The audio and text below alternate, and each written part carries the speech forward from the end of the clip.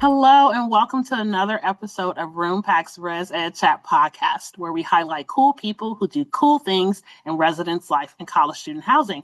I'm your host, Crystal Lay. I use the she, her series pronouns. Today, we're going to talk a little bit about confidence, a little bit about boundaries, a little bit about generational curses in the field. And so we're really getting into how do we make sure that our entry-level professionals feel like they can advocate for themselves, they feel supported and welcomed and valued in the work that they do in residence life. And so I found the perfect guest, I think, to talk about these pieces. And I actually was able to find them through a Facebook post in one of our Res Life groups that we have there, where they provided some really amazing insight. And I thought, I really need to meet this human and learn more. And so I was so pleased when they said yes to being a guest, so you also could benefit from the wisdom and tips that they are going to share with us today. So I'm going to stop talking and let our guests introduce themselves.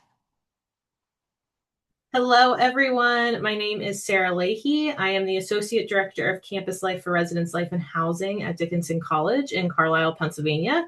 I also have the privilege of being the treasurer of MACUHO this year. So if you're in the MACUHO region, make sure that you check us out on Facebook, Instagram, all the things. And then our conference is this fall in Lancaster, Pennsylvania.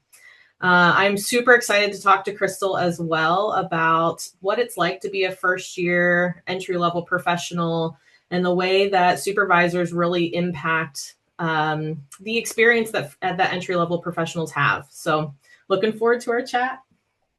Yes, thank you. And thanks for your service to the region. I think that's such a really cool way to give back and do our work in housing. So I want to get started with my first question. I've been really wanting to ask you this. So entry-level housing professionals often face, I think, intense expectations and pressure. And so what are some barriers, in your opinion, that make it harder for new professionals to learn and grow in their roles?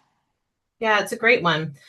So what I have experienced with first year entry-level professionals, or just entry-level professionals in general, is that there is this underlying pressure that goes with the role to whether to be better, to be like somebody else that is in a similar role, or try to take on role requirements of mid-level, maybe a little too early. So one of the great pieces of advice that was given to me very early on in my career is that entry-level first year experience is about just building your foundation. It's not about proving yourself. It's not about trying to be something bigger than you are.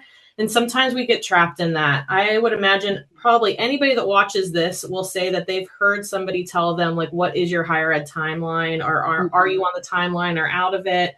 And my timeline wasn't the traditional timeline. And so I'm a little older in the field. When I started, at grad school, I was 4 years post undergrad.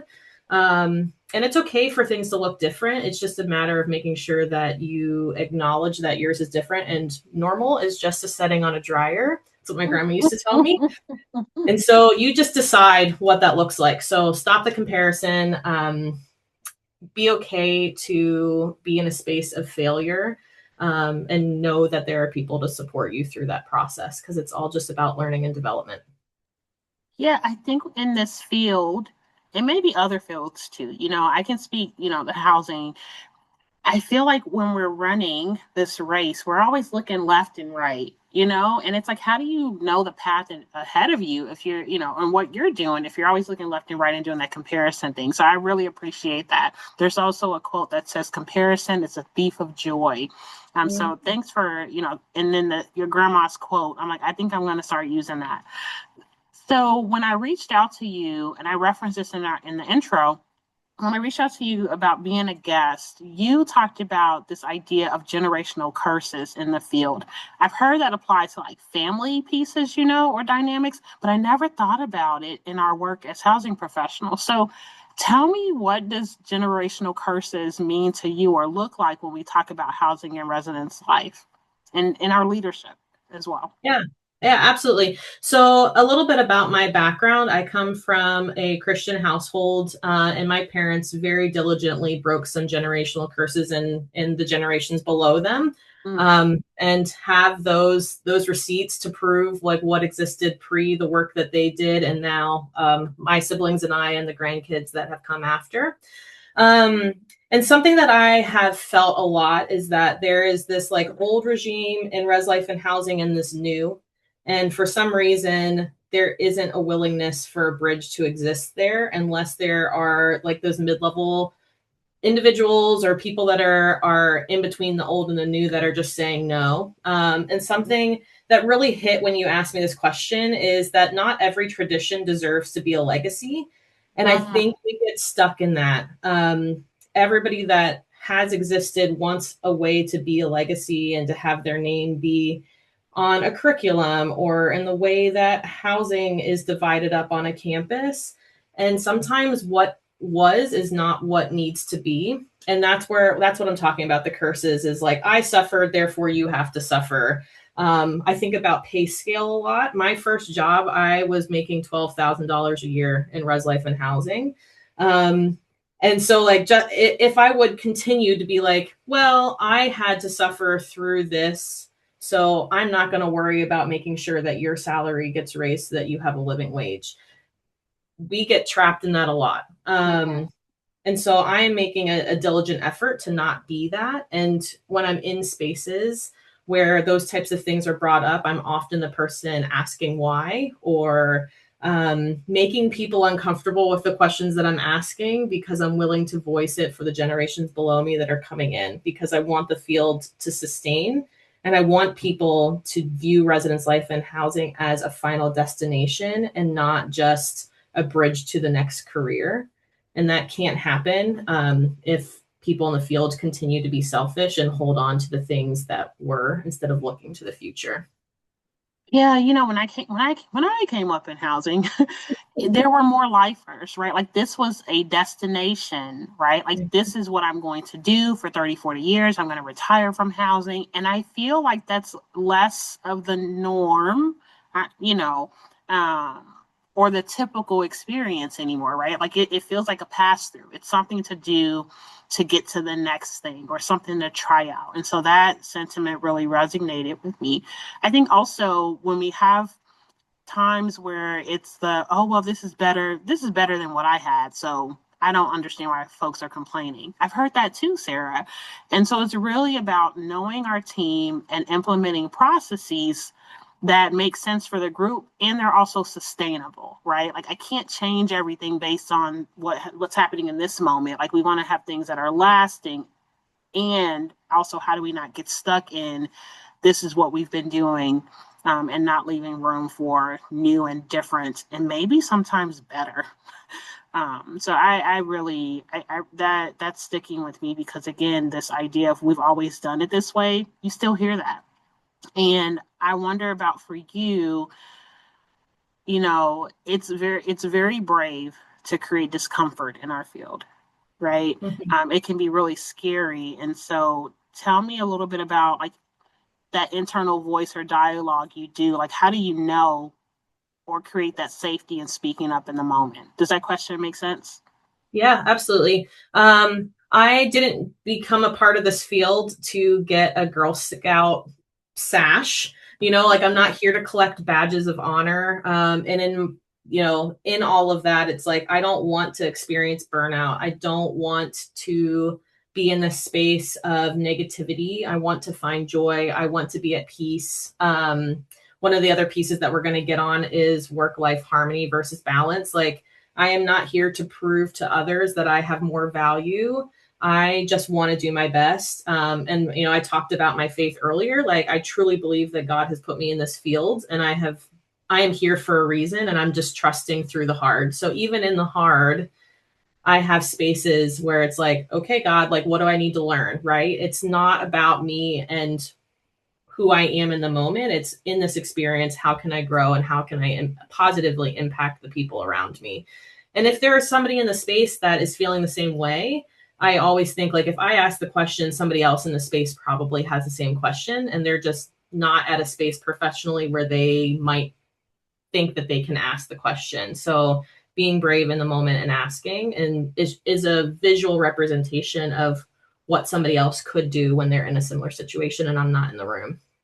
I love it. Advocacy and allyship, right? Mm-hmm. Those are pieces there. And also the faith piece and like an anchor. You're like, you have something that drives you. And that is what helps you figure out, how am I going to show up today? Like, what's my responsibility to myself and the others in this space? And I think that's really, really powerful. Thank you.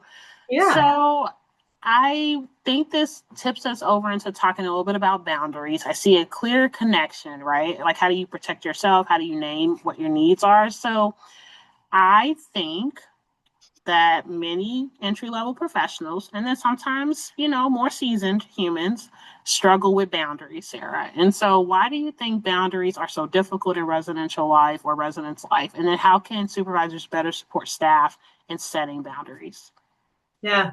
I think oftentimes the people who don't have boundaries are the people who are rewarded. So the person who's staying late, the person who's coming in on the weekends, even though there's not a reason to be in on the weekends, those are the people that are being nominated for awards, winning awards, being nominated for things, and just getting like the gold star for the thing that maybe should not be the rewarded piece, right? So boundaries don't limit our impact, they allow us to sustain it, right? So if we don't have it, that is what leads to burnout and exhaustion. And then when you decide, okay, I need to figure out how to have a gate, it allows you to just breathe and exhale versus always thinking, oh, what's next? What can I do?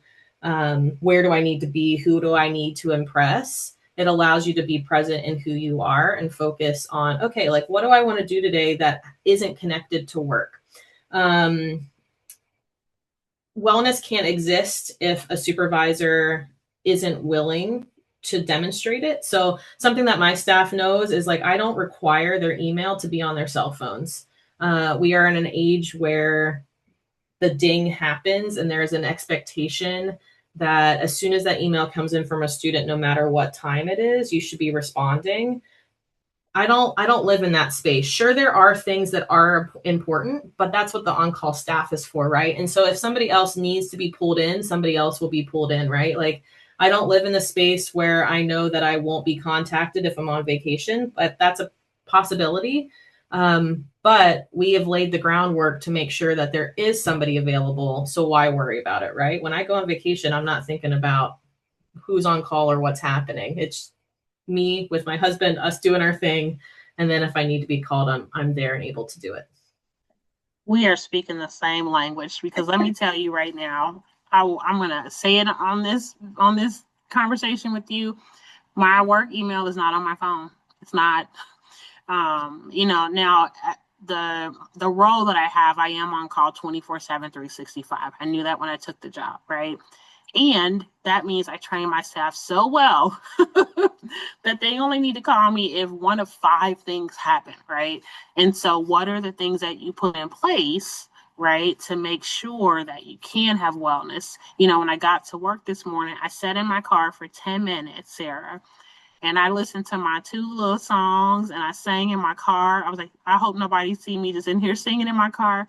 And I was like, I'm just going to take a moment to settle myself and be present before all the noise filters in, right? And that was between dropping off my boys to school, sit in my car, and then get ready for the day. And so I think even, whether it's 10 minutes, it's an hour, blocking off your lunch, not having email on your phone, those are some really beautiful ways to say, I can't pour from an empty cup. And so what are the things we're doing to refill? Um, so now I think I live off. We have professionals who live on. And so when you're talking about the boundary pieces, we have our staff who live on, and sometimes I think they stay deeply connected to their communities. You referenced this, right? Like, I have, my student needs me right now. How do you think staff can move from chasing work-life balance to actually building work-life harmony? Mm-hmm. Yeah. So this is something, again, this was not something that I came up with. Somebody in my past has shared this with me and just resonated till this day. So harmony recognizes seasons where balance is that there's equal distribution to all areas of your life at all times. That is not physically possible, right? So when you think of what the word balance actually means, like you think about the Lady Justice scales, right? Like it's even, and it can't be. So think about the big seasons in residence life and housing: move in, staff selection, housing selection. It has to be heavier in those seasons, and your home life has to be a little bit smaller. But outside of those really heavy seasons, it can tilt the opposite way, where your home life can be more of a priority. You can take more vacation time. You can dig into the things that you enjoy in your own development. You can't have work life if you don't have the life. And so something over the past, I would say, year and a half that I have done since I've lived in Carlisle is just really get invested into the local community. My husband and I still live on. Thankfully, we're in a house and not inside of a residence hall now, but we're still very close to the action. And, I walk to work every day, so it's not like I am removed. So one of the things I did was I applied for a leadership course through our local borough. And so I was the person that was selected for Leadership Cumberland to represent Dickinson. It was like 100+ hours of leadership training. But in my time there, I have learned that almost every county, at least in Pennsylvania, has something similar. And it has allowed me to get connected to 50+ professionals that are not in higher education. And so I'm learning leadership skills and development from people that have a different perspective, where oftentimes we're only learning from people in our field. And sometimes that can be more negative associated versus like joy-filling pieces. I also started volunteering with my church, and then also volunteering with MACUHO, of course. So like finding ways to make connections with people that aren't the people that I work with every day. Because if you're only interacting with the people you work with, and I think entry levels tend to do this a lot, you are then trapped in the narrative of the woe is me, I live on, I can't get away from this. And when you're going to hang out, you're only talking about work. So finding the life outside of work is the first place to start. Yes. And so I've also heard the term work-life integration, right? And so I love that you have all these different pieces. You're like, okay, I have work, right? And I have this connection to the community, and that helps establish roots, right? And then you're like, my faith is important, church is important to me. So now I'm the volunteer and service pieces. So it creates this more holistic experience, because we're whole people, right? We're not just, these worker bees that are showing up and then not trying to connect. And so I wonder, as an employer, what is our responsibility to model and encourage this work-life integration or wellness pieces, but also, are there opportunities for us to, introduce our teams to, here are some community things, or did you know? Because I think that would be really neat to do too. So you have my wheels turning as we think about, onboarding and going into, new seasons when we bring in our teams. When we talked prior, you also talked about creating humanized spaces. So we're on a thread here, right?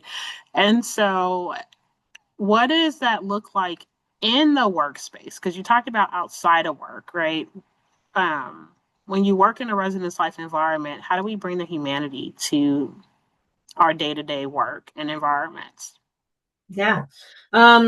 I think a big piece is just recognizing that professional staff are not machines. I think in res life and housing, you get caught in this like, oh, they can do more. They can do more. It's not a big deal. They'll be capable of it. And I'm not saying that people are not capable of it. I'm just saying that they shouldn't have to be, right? People don't become human after work. They are human during work too. And remembering that. One of the big pieces, I think if any of my staff watch this, or anybody that I've ever supervised watches this, they would probably say this, but I remind people to take lunch. So here at Dickinson, we get an hour for lunch. And if you don't take it, the school is then like, you are paying money back to the school, right? So take your hour. You should not be scheduling work meetings over lunch. And if a work meeting is scheduled over lunch, then you leave an hour early or come in an hour late the next day. Mm-hmm. That is the small piece, right? Another piece is reminding people to go to the doctor or just use their sick days for mental health days. There are more than a number of days that I have taken a sick day and gone to the movies because I just needed to be alone. I needed my brain to just be fully in the dark where I am able to zone out on whatever movie I'm watching and not have to think about whatever the emergency is that's happening, Mm-hmm. because there's somebody to take care of it, right? So Mm-hmm. just, yeah, remembering that the human that is the employee is the priority, not the position title. The position title will be filled by anybody, but you want that human to know that they have value and worth, whether they're working for you or moved on to another position. Yeah, the work will be there, right? And I like how you said, you're a human 24/7, Um, and I transitioned from using the word people to using human more often than not, because I think it lands differently when you look at folks, and it also draws me back to this word of humanity, right? And the our ability or desire to live these full and whole lives. And I don't want to be an employer or a colleague who people are questioning their ability to have a healthy and well life, or someone has to choose between, their kid's birthday party and this training, right? And sometimes there's moments, right? Operational need, but how are we adding to someone versus, taking away? So this is some good stuff. I told y'all Sarah was going to say some good stuff. So now I want to go into confidence and self-advocacy, because I think now that we're getting to the I piece of this. So I think that confidence can play a big role when you're advocating for yourself or you're advocating for your team. You're an associate director, and so throw in some of that sage wisdom in there, right? Like, how can entry-level professionals start building confidence when they negotiate, or self-advocacy, or also, if you're talking to another supervisor? So kind of a two-part question here. So how can entry-level professionals advocate, but then also, you know, supervisor to supervisor, how can we help encourage that? Does that question make sense, Sarah?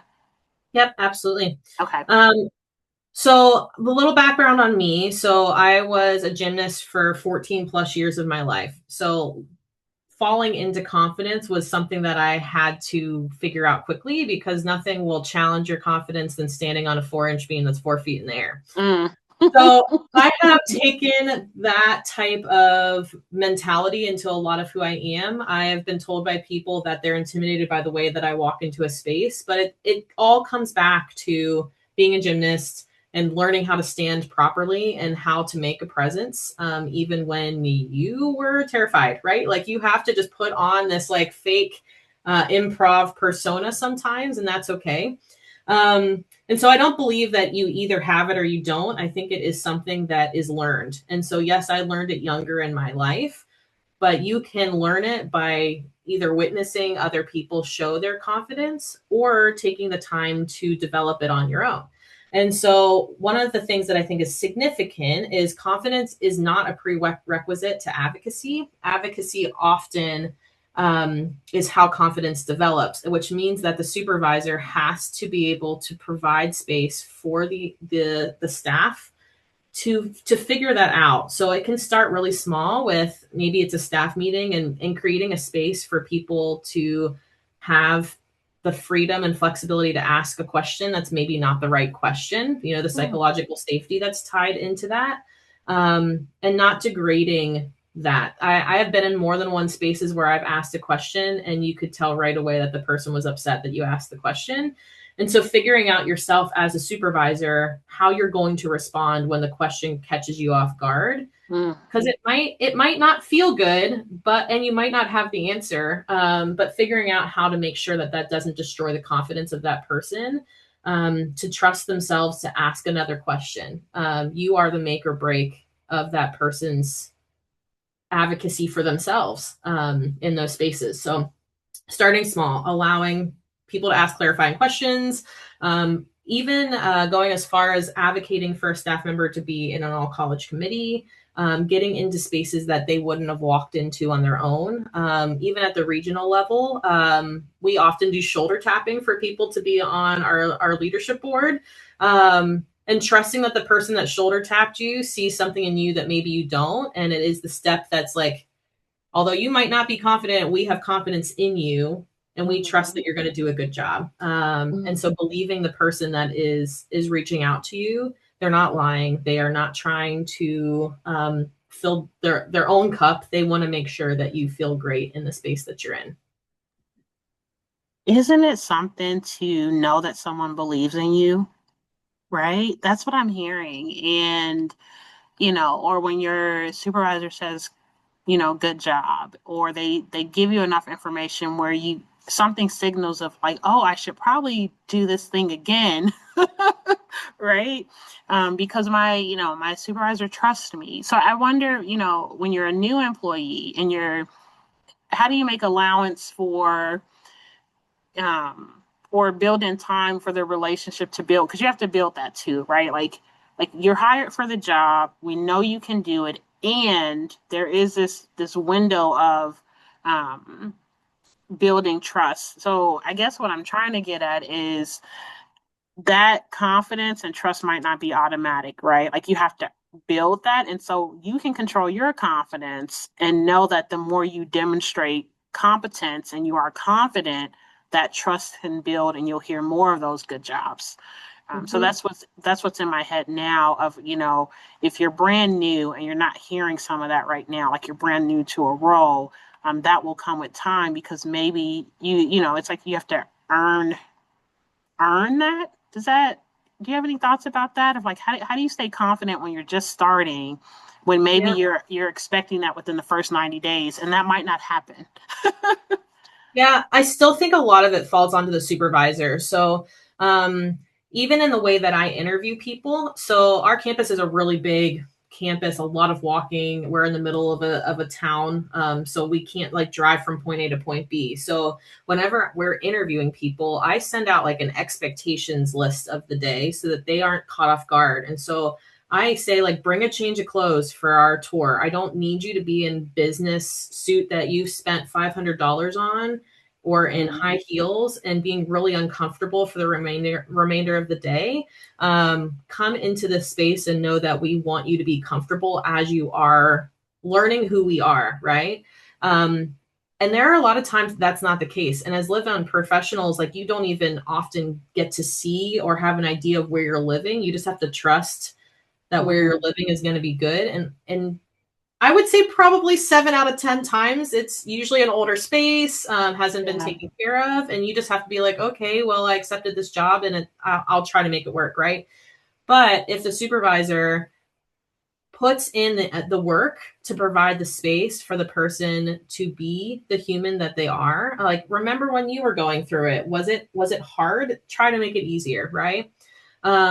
And normalizing mistakes through it all. Like, yes, there might be something that goes wrong, but allow that person to just be the person and have the conversation behind a door that isn't public. Something small that I started doing this year, I actually saw a random video on Instagram or something like that where it was an adult that had like a flashback to when they were a kid and you got like the gold stars on like a sticker chart when you did all the good things. And they were like, who decided that you should stop that after you're out of elementary school? And so I don't have stickers, but when I see people doing good work or doing things that are the small things that inspire confidence, I hand out gold star pins. You can get them really cheap on Amazon if anybody wants to pick up the effort too. But it's like a badge of honor, right? So I don't just do it on campus. Like if I'm out to eat and the waitress has done a really great job, like I'll be like, hey, like here's a gold star. Like you did really great. I just want to acknowledge the work that you're doing. What you do is not easy, and just know that you're seen and congratulations on being great. Bringing the joy and the humor and the love back into what we do instead of it being this competition environment. Yeah. So I'm hearing you say as supervisors, we shouldn't wait for someone to earn a thank you or a good job or a gold star from us. We should be prepared and planning that. Yep. It should be a part of who we are, is to recognize and take note of from day one these efforts that folks are putting in. And I hear you loud and clear. I think that's the charge, because I think sometimes we do wait, like, oh, you completed this project that was 2 months long, great job. But in that 2 month period, what were we doing to help maintain and recognize all of the effort that that person is making along the way? I think that can make the difference. Like you said, to be noticed really could be powerful. Oh, this is good stuff. So if someone wants to learn more about the things you've been talking about, right? The confidence, the boundaries. You also reference faith, like, or all the generational curses. Like, where would you recommend folks could look for any resources and tools if they're like, this was great, I want to know more? Where would they look? Yeah, so I'll share a few verbally and then I'll send you a list to add in later. But one of the ones that is really significant to me was passed down to me whenever I was an RA at Shippensburg University. And it was from my supervisor, Tiffany Condi, who was in housing and Res Life, but now works professionally for eRes Life, the housing software platform. And she taught me about the trouble tree, this is all about boundaries. So the story is about like a person who's working, who had all of this bad stuff happen to him. And he stopped before he went into his home and like hung his troubles up on a tree. And then when he walked into his house, you would never have known that he had a hard day at work. And so it's a really profound, really short, like parable, I guess. But it's about hanging your burdens up and remembering that God will take care of them overnight. And then when you exit the next morning, they probably won't be as big. And that's where I started learning boundary setting. I don't even remember what was happening in my time as an RA as to why that story was brought up in a one-on-one. But that would have happened probably in 2011 or 2012, and it has resonated with me, and I've told it to very many people who have been in my circle of influence. So that's where I would start with boundaries. And then some books that I'll just mention quickly that have had really profound impact on my life are Extreme Ownership. That book is written by 2 Navy SEALs and gives really great life lessons on how simplicity is more important than like crazy detailed information. If you make it simple, people will know how to attack the mission. Atlas of the Heart by Brene Brown is a huge one. I say that's my dictionary. I leave it on my desk in my office. And when somebody comes in and says, I'm feeling XYZ, we flip the book open and say, oh, this is how you're really feeling. And it's been really helpful. And then a unique one that is one that I'll mention is called The Bee and the Acorn. I had an honor of being a MACUHO intern at Savannah College of Art and Design during my graduate years. And the author of that book is the president of the school. And she just had a dream, and her parents built the school from the ground up. And so it's really cool to see, like, she is still currently the president, but her and her parents started by renovating one building in Savannah and have changed that entire community into this really art forward, thriving metropolis. And oftentimes I think we think of higher ed as like, oh, people started in like the 1800s and are still going. That's not the case for Savannah College of Art and Design. And it's cool to see like you can have a dream even now. And, in 10 years, big things can happen. But there are other resources that I sent to you too. Things that are on my want to read list as well, but that's what I have.